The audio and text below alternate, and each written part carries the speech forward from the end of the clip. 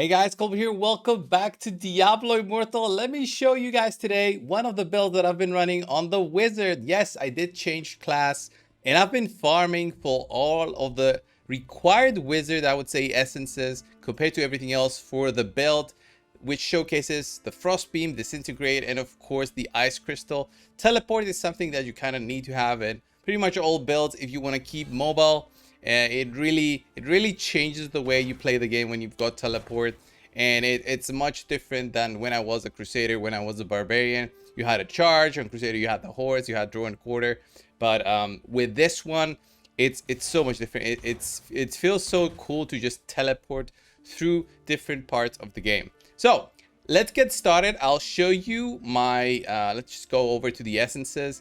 I'll show you all the essences I've unlocked, the ones that I'm using, and then go over the skills and what changes to each one of those, and why I've picked those specifically, and why everybody uses these specifically when they're running their wizard in either PvE group situations or even for PvP. They kind of use the same build for everything with small changes sometimes. So first things first, look at all these legendaries that I do have. All the other ones that I don't have, I am trying to get, but honestly the one that is worth to run right now is this one. Ray of Frost freezes enemies for 2 seconds after taking damage from the ray 6 times.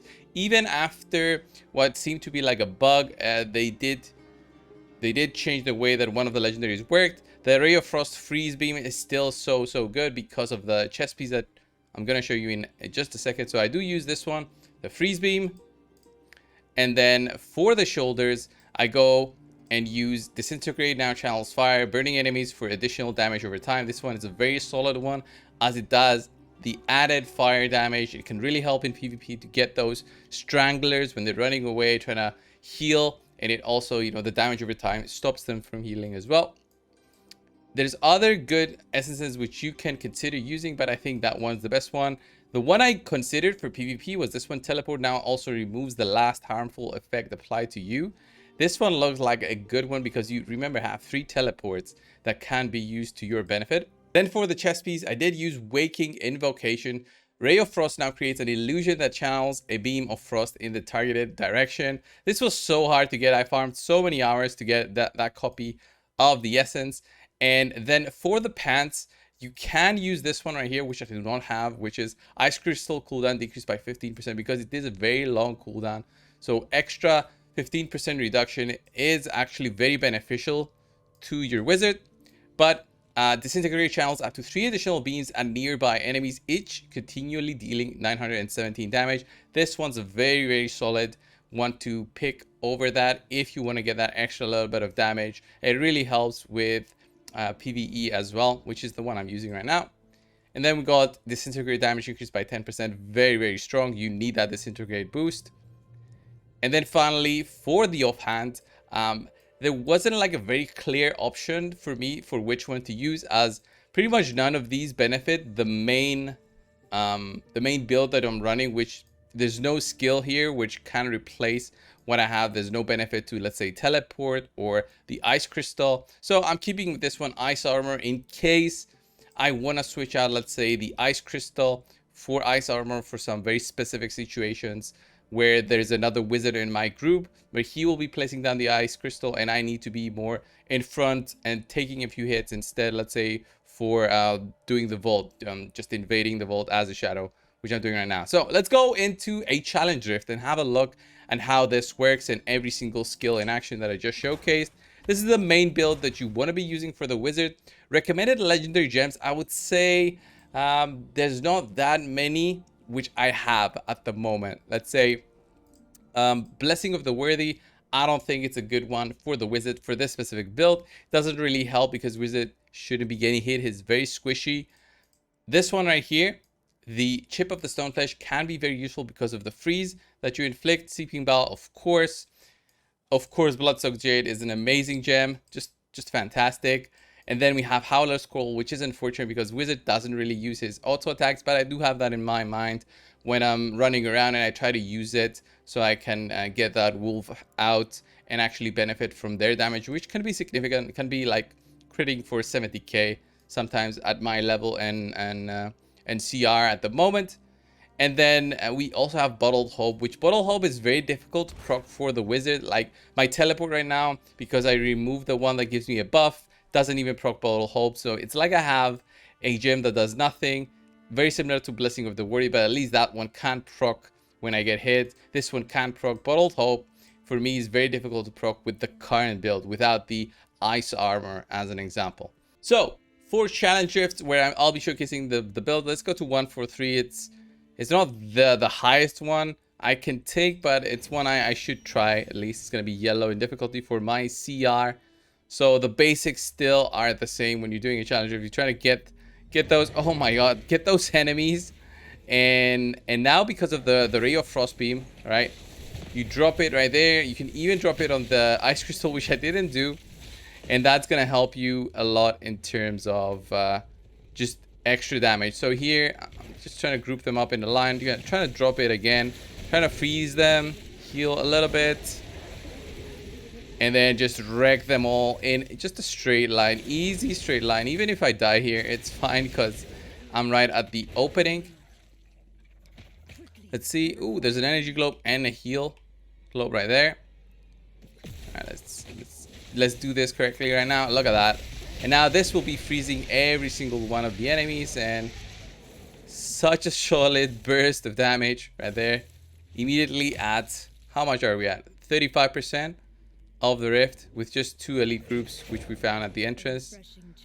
And now I'm trying to just find another elite group. This will not be easy, and these enemies are quite fast, which is against what the wizard can do. Wizard is not fast, although the wizard does have a way to run away quickly.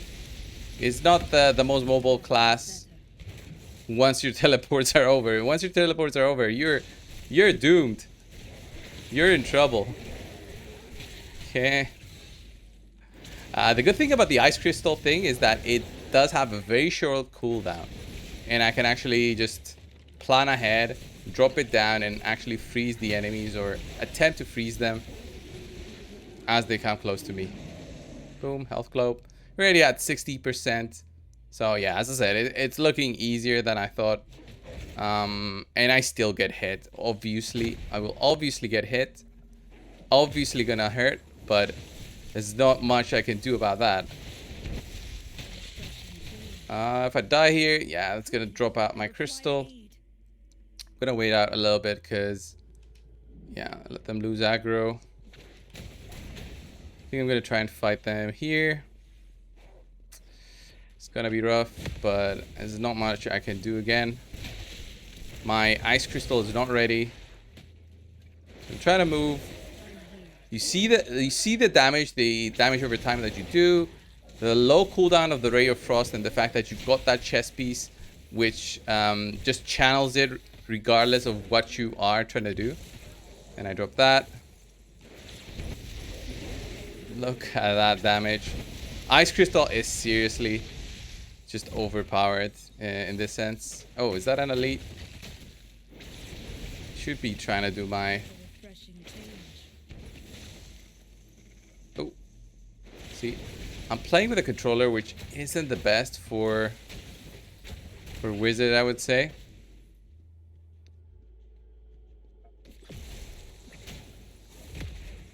Trying to get these going. Come on.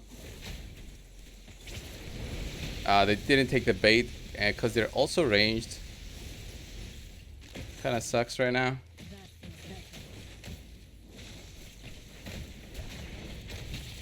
Come on. Look at that bug. It's in the wall and it's not chasing me. Come on. Seriously. Did he get really stuck on the wall?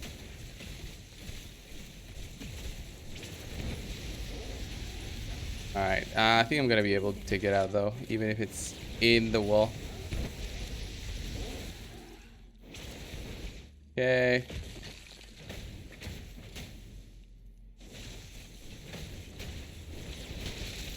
This is so stupid. This is so stupid, seriously. I'm gonna lose out on so much there.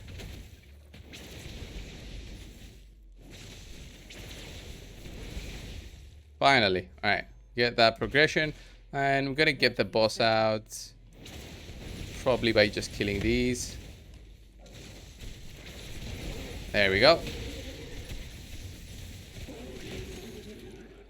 Man, seriously? What is this? Just one enemy? Yeah, that's it. Okay. And now for the boss part. This is going to take a little bit longer, especially depending on the boss that gets summoned there. So look at that. I summoned the wolf from one of my legendary gems. Now he's going to summon the ads. That's what I'm waiting for. The ads can be so annoying. Especially the ranged ones. So you want to control them immediately when they pop. My illusion doesn't take damage, so that's pretty good to have in mind. And then we already did like 150k worth of damage. And again, the same thing. Gonna wait out for his summons and do this until the boss is dead. So this took a little bit longer than I thought, but did manage to take down the boss. And it's pretty much the same thing. Just trying to dodge everything.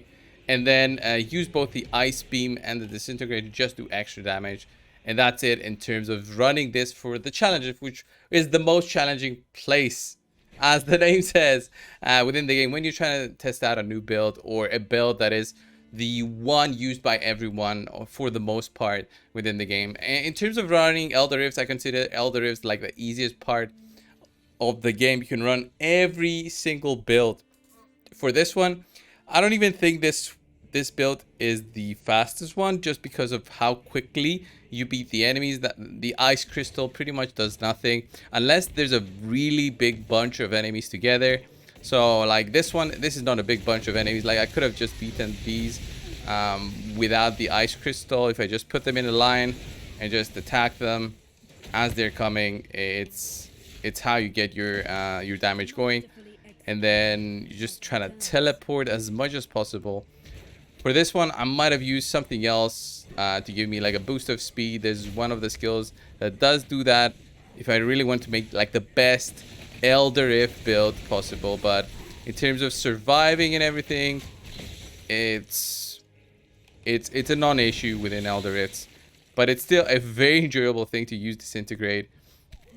And for this one, I might have used the one where you get a boost to your... well, when Disintegrate kills an enemy, it does a boost of damage there, and it explodes for like 1,000 damage or something, which scales up to how you were built. So look at that. Look at how quickly it just melts everything.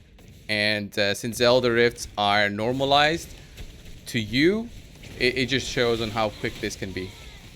It's just not that mobile compared to other classes. Let's say my Crusader with the same gear, I could have done this run way quicker. And like even on this boss right here, which is the most stupid boss, the Crusader just completely wrecks it. Well, this one, it does take a little bit of time. It does take a little bit of time because of how channeling skills have like a limit where they need to recharge up again. So now I'm using the default skill. So look at that, 148, actually fast, but that was pretty much because of all the bunched up elites there at the end. So yeah, that's it for this video. I just wanted to show you guys my wizard. Will be changing class again, and I might probably go back to my Crusader because I want to build that with the best gear possible from Hell 5 and moving onwards. And since I enjoy that class way more, especially for PvP, I wouldn't say I didn't enjoy the way that the range class is for at least the wizard in PvP. But the big mistake that Blizzard is making with the class change is that it doesn't offer you a way to change your gems, which is the biggest investment you have on your account.